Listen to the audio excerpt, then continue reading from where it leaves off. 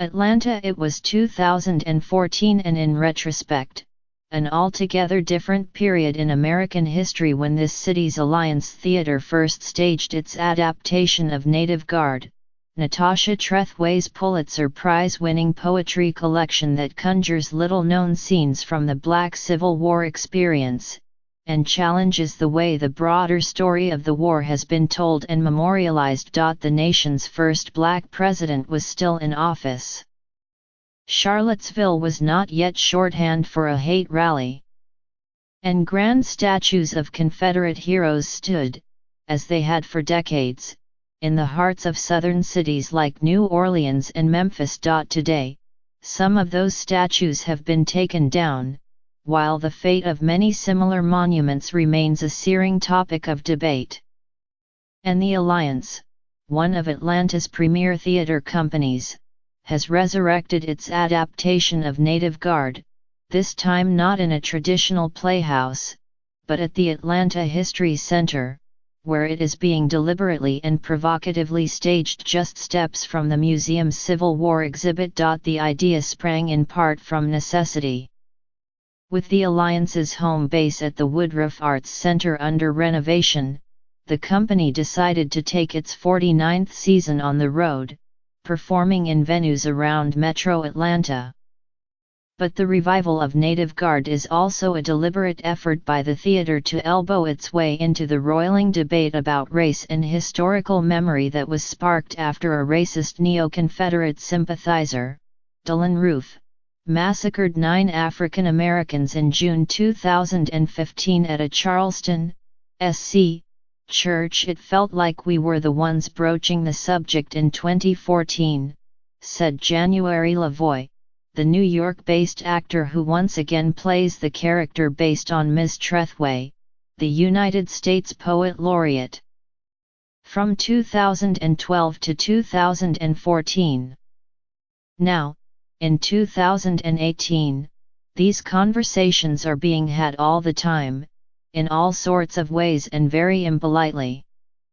Audiences at the play, which runs through February 4, are being encouraged to stay after the performance to take part in what is billed as an Act 2, a moderated audience conversation about the work, race, and history. At intermission, they are encouraged to walk through the History Center's Civil War exhibition and admire its extensive collection of rifles and ordnance, with words from Ms. Trethway's imagined monologue by a black Union soldier still fresh in their ears. Some names shall deck the page of history as it is written on stone. Some will not. The wrongs Ms. Trethway describes have not been easily righted.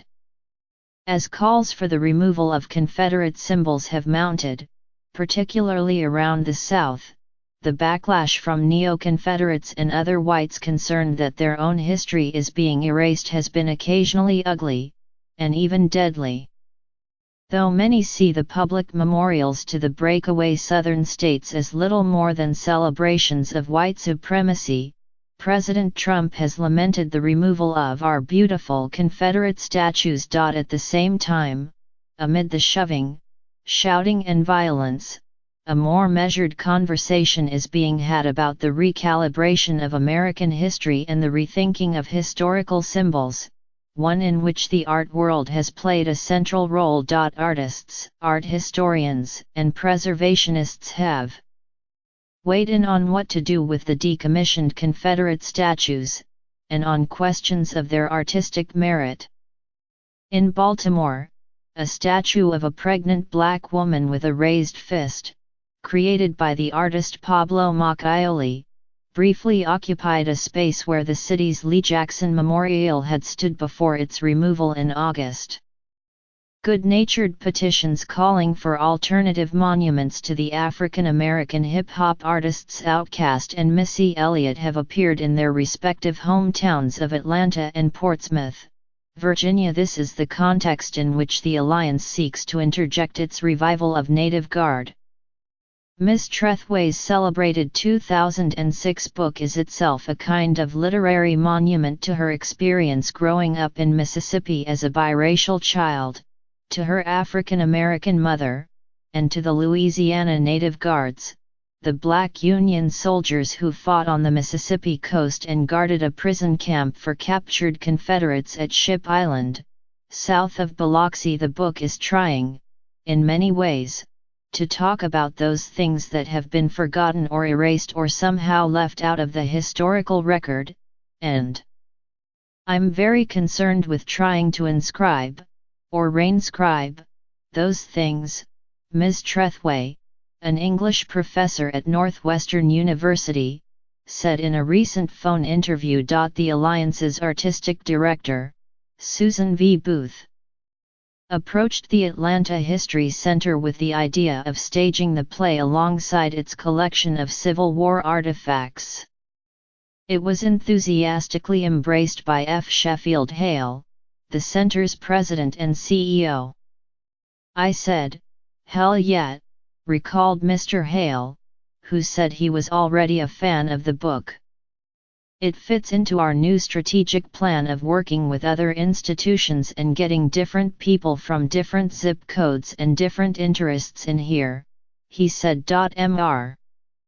Hale is not a historian but a history buff, an Atlanta native with a law degree from the University of Virginia. Since taking the helm of the museum in 2012, he has helped raise $65 million for the center, bringing glossy upgrades to its main campus in the affluent Buckhead neighborhood, but also a fresh emphasis on diversity and historical nuance. The famous cyclorama painting, The Battle of Atlanta, that was once housed near the Atlanta Zoo, has been moved to the center and placed in a custom-built cylindrical gallery that will open to the public in November.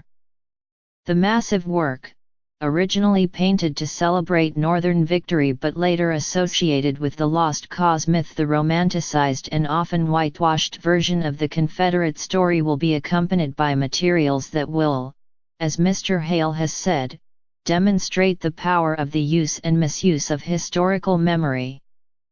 Ms. Booth, the director of Native Guard, said that only small things will change from the earlier productions of the play. Ms. Lavoie and Neil A. Gant, another actor returning from the original cast, deliver the full text of the book without a single deletion or alteration. "The beauty of the piece is its constructed elegance," Ms. Booth said. "I didn't want to change a word. A gallery space has been transformed into a theater, with Ms. Lavoie and Mr. Gant performing on a simple set that evokes a Ship Island beach, with a huge burlap backdrop. A number of Ms. Trethway's poems take up photographs as their subject, and in many cases the photos she refers to in Native Guard are projected onto the burlap. The epigraphs Ms. Trethway sprinkles throughout the book are set to music. At one point, a vocalist, Nicole Banks Long, breaks into a fiery rendition of Nina Simone's Mississippi Goddam. Producers offered free wine to entice the audience at the first preview to stay for Act 2. The racially mixed crowd seemed eager enough to weigh in on what they had seen, and talk about the ways the distortions and elisions of American history have affected their present. One woman, who said she had moved from South Africa, lamented that this country had never engaged in a formal reckoning with its past, the way her homeland did after the fall of apartheid. "The lack of a formal reconciliation process here in the United States," she said, "is still baffling to me." Toward the end of the show, Ms. Lavoie recites Incident, a quiet and haunting poem about a Ku Klux Klan cross burning. When she performed it in 2014, Ms. Lavoie said, "It felt like I was telling stories as a warning, or those who don't know their history are doomed to repeat it. Here, let me help you, let me teach you." But then, after Charlottesville, I went back to the book, and I thought, my God, it wasn't past. It was prologue.